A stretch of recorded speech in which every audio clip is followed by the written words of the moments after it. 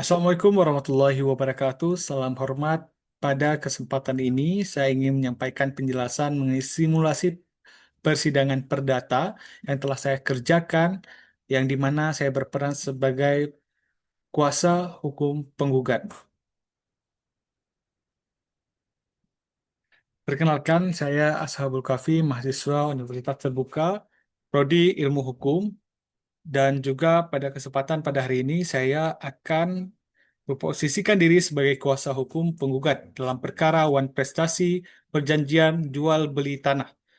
Seluruh materi yang saya sampaikan disusun berdasarkan rangkaian dokumen tugas yang telah saya perbuat, yaitu surat kuasa hukum, surat gugatan, surat jawaban, replik, dan duplik.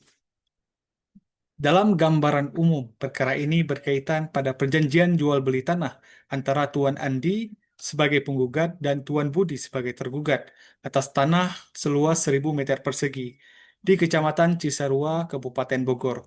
Harga tanah yang disepakati sebesar 1 miliar rupiah dengan uang muka sebesar 300 juta rupiah dan sisa sebesar 700 juta rupiah yang wajib dilunasi paling lambat 3 bulan setelah perjanjian ditandatangani. Namun tergugat tidak memenuhi kewajiban tersebut meskipun telah dikirim 2 kali secara somasi, sehingga penggugat menilai telah terjadi wan prestasi. Surat kuasa khusus. Dalam dokumen surat kuasa khusus, Tuan Andi memberikan kuasa kepada saya sebagai kuasa hukumnya. Kuasa ini diberikan yang pertama, mengajukan gugatan wan prestasi terhadap tergugat, menghadiri persidangan, mengajukan bukti, saksi, dan ahli, menyampaikan jawaban, replik, duplik, dan kesimpulan, serta melakukan tindakan hukum lain yang diperlukan. Kuasa juga diberikan dengan hak substitusi dan berlaku sampai perkara memperoleh putusan berkekuatan hukum tetap. Selanjutnya, pada proses penyusunan surat gugatan.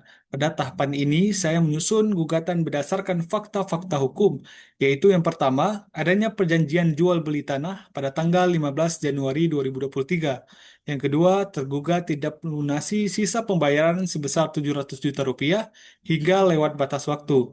Ketiga, 2 kali somasi telah diberikan tetapi tidak ditindaklanjuti. Selanjutnya, akibat kelalaian tersebut, penggugat mengalami kerugian material dan imaterial.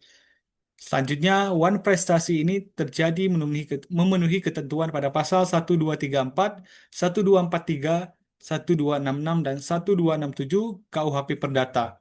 Dalam petitiumnya, penggugat meminta agar pertama, gugatan dikabulkan, kedua, tergugat dinyatakan wan prestasi, ketiga, perjanjian dinyatakan batal, keempat, tergugat mengembalikan uang muka beserta bunga, kelima, membayar kerugian serta membayar biaya perkara.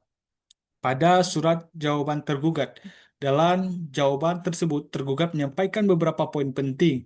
Di antaranya, pertama, tergugat mengakui adanya perjanjian dan pembayaran uang muka. Yang kedua, tergugat berdalih bahwa keterlambatan pembayaran disebabkan oleh force majeure, yaitu keterlambatan pinjaman bank. Yang ketiga, tergugat merasa telah menunjukkan iktikat baik dengan meminta penundaan pembayaran.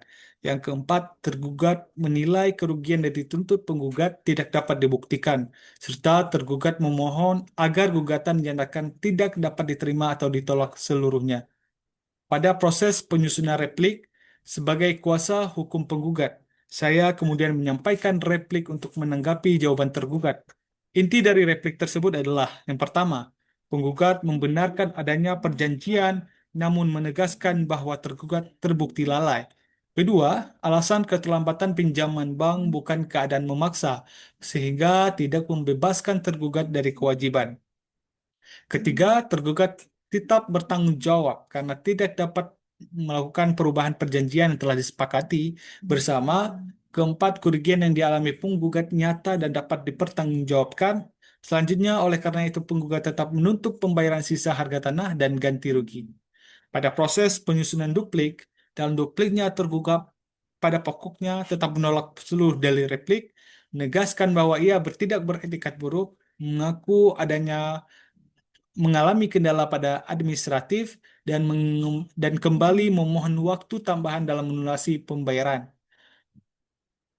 Refleksi dari pembelajaran simulasi praktik peradilan perdata ialah saya dapat menyusun dokumen kepentingan persidangan secara berurutan, memahami struktur gugatan perdata, merespon argumen lawan dengan dasar hukum yang tepat, serta menerapkan pasal-pasal KUHP perdata terkait dengan perikatan dewan prestasi dan pembatalan perjanjian. Simulasi ini sangat membantu saya dalam memperkuat analisis dan penyusunan argumentasi. Dan pada penjelasan ini, persidangan ini saya berperan sebagai kuasa hukum penggugat. Semoga pemahaman dan proses penjelasan saya dapat diterima dan sesuai dengan ketentuan yang ada. Saya mohon maaf juga apabila keterlambatan pengumpulan tugas karena berhubung di tempat saya juga terdampak bencana banjir, terutama di Provinsi Aceh. Saya mohon maaf atas segala kekurangan. Sekian dari saya. Terima kasih. Assalamualaikum warahmatullahi wabarakatuh.